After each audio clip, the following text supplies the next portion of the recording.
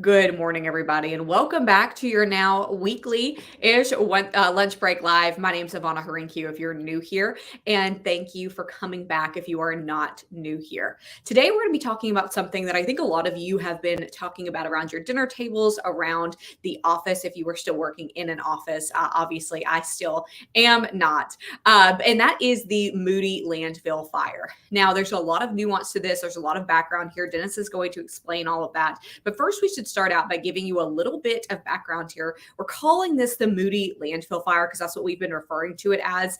Dennis actually just was pointing out to me, though, it is not actually located within the city limits of Moody. It is located in St. Clair County between Moody and Trussville. So we're calling it that just as kind of a shorthand here, but that's something important to note. Dennis, you have been reporting on environmental issues for us for a long time now. So I know that you are the best person to explain this, but take us back to November when this landfill fire started. Explain it for those of us who maybe don't live in the area or are not quite sure what's going on. Sure. Well, first of all, we're not the only ones who are calling it the Moody landfill fire. That's how it's showing up in all the EPA documentation, and that's what the EPA is calling it. So I think that's good enough for us too. So this fire, it was first reported, the call came into the Moody Fire Department on November 25th, which was Black Friday. Early, about 7 o'clock in the morning, they said. The Moody Fire Department first responded to it, even though it's technically outside of their jurisdiction. It was on fire, so they showed up, and they worked initially trying to put out the part that was burning on the surface. Eventually, they were kind of unable to do that. They had to call in the Alabama Forestry Commission, the Alabama Department of Environmental Management. And so the reason for that is that the area where this fire is called the Environmental Landfill Incorporated. That was the name of the business there. And it was a dumping ground essentially for, it was supposed to be a dumping ground for vegetative waste, for fallen trees, brush, that kind of thing. And this was, if you can imagine, just kind of a pit that's 100 feet deep in places of fallen trees covered with dirt. And obviously that allowed some air, some oxygen to get in, and eventually there was a fire that got down into this massive brush pile. They say the land area there is between 20 and 25 acres is what most people say. And as I said earlier, this burial pit is 100 feet deep in places. And as best we know, sometime around late November, it caught fire, and the fire moved underground into the brush pile there, and has been burning ever since. You don't see a ton of flames at the surface. Sometimes you do. Sometimes at night you can really see. But what you'll see a lot of times are kind of cracks in the ground with smoke, and sometimes low flames coming up out of the cracks there. The Alabama Forestry Commission and the Moody Fire Department, they kind of built a fire break. They put a barricade around the outside of the fire so it wouldn't spread on the surface. But it has been burning underground for more than 2 months now. Well, and there's a lot of questions I want to get into about the effects of that fire. But first, for those of us who maybe are not, do not have any knowledge in the firefighting sphere, why is that so difficult to put out? Dennis, I understand what you're saying, that it is, it's below ground. So if you can picture a bowl in the ground and that fire is burning down here, but how is that so difficult to put out? And what is the reasoning there on why it has not been extinguished in 3-4 months? Yeah, so I'll give my layman's explanation for it as best I can. You would normally put out a fire with water, but in this situation where you have 100-foot deep pile, you can't really get water to all the places you need to get it to put everything out without actually digging into the pile and moving things around. And when you do that, it can become a very dangerous situation, both because you'll add oxygen to the fire as you're working to put it out so it can flare up. If you imagine kind of a mountain of burning material that you're trying to work on top of, there's obviously the risk of collapse there. And you know, some people who live near the area, you know, they'll say the where the fire is used to be about 20 feet taller because it's kind of compacted down as more of that wood, that material in there burns. It's flattened down and it's compacted. So it's not a stable situation. You're having to use, and EPA is doing this now. They're using you know, trucks and heavy equipment. And if you don't know what you're doing, there can be a real danger there to do what you need to do to put the fire out. This is burning right now in St. Clair County between incidental property, a private property between Moody and Trussville. But there are people who have been smelling the fire, who have been feeling the effects of the fire for miles outside of that region. Dennis, we've heard from people who have been having headaches, people who have been having nosebleeds, children who have been having nosebleeds, and these same types of effects. So what is the worry here medically on some of the effects from this landfill fire? And would these effects be happening if truly only vegetation is what's burning in that landfill?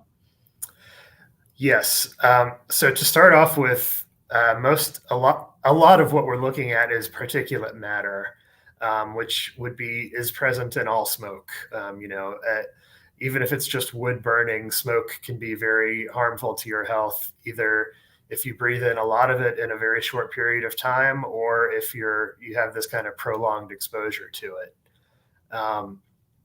So that's definitely a big part of the concern, and that's one of the easier things to monitor for. You can have these continuous air monitors that will show up, and they'll tell you how many tiny particles are in the air that you're breathing, how many of these little microscopic smoke particles you might be breathing in. And that can be harmful as well. The other aspect of that is that the EPA sampling. I'm going to back up for 1 second.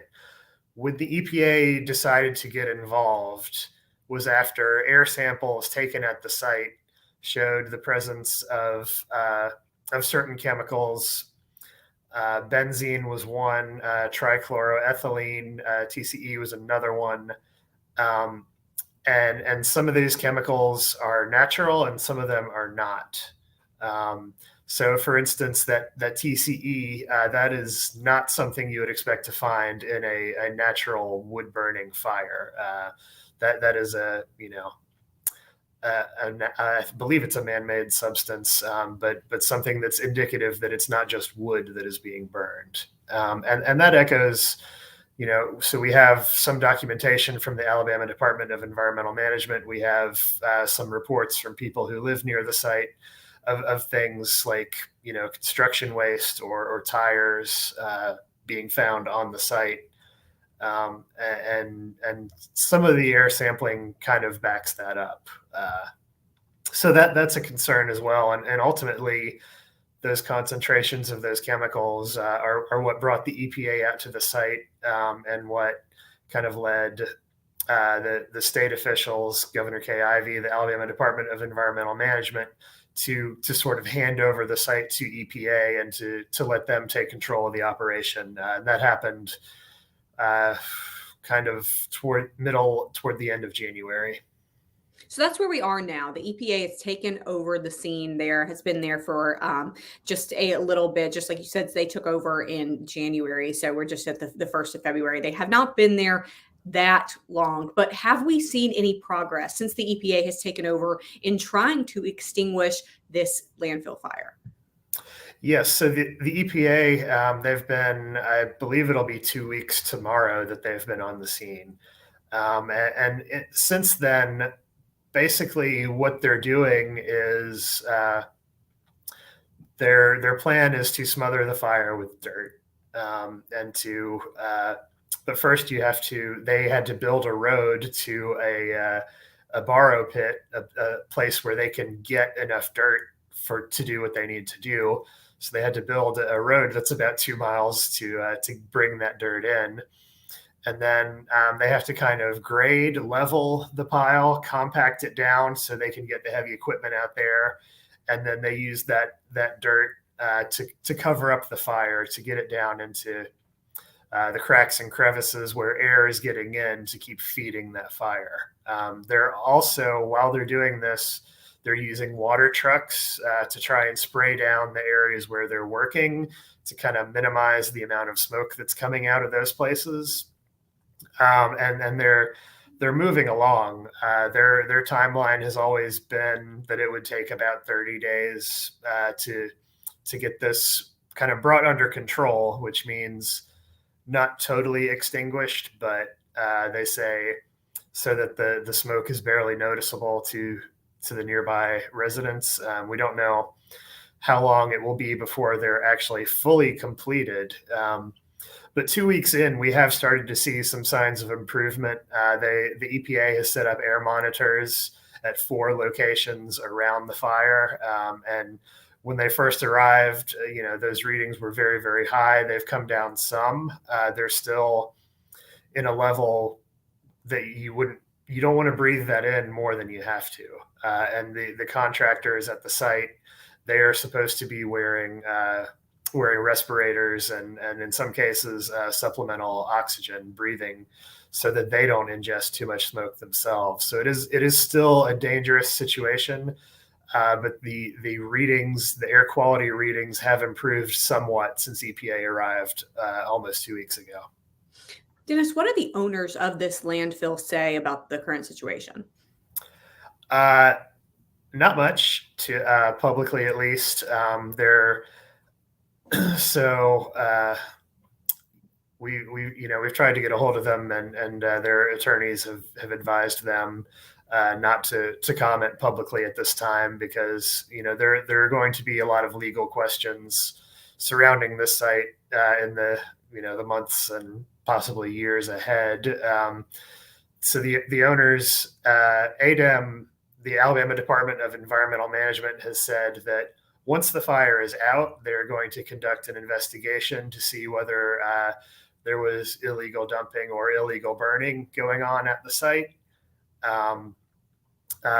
The owners could potentially be held liable by the EPA for the costs of the cleanup. Kind of the way our environmental laws work in this country is that when the EPA has to respond to a situation like this, they can then try to force the responsible parties, is the phrase that gets used. So if they can identify and prove that someone is responsible for a situation that they have to go in and clean up, then the responsible parties can then be forced to pay some of those costs.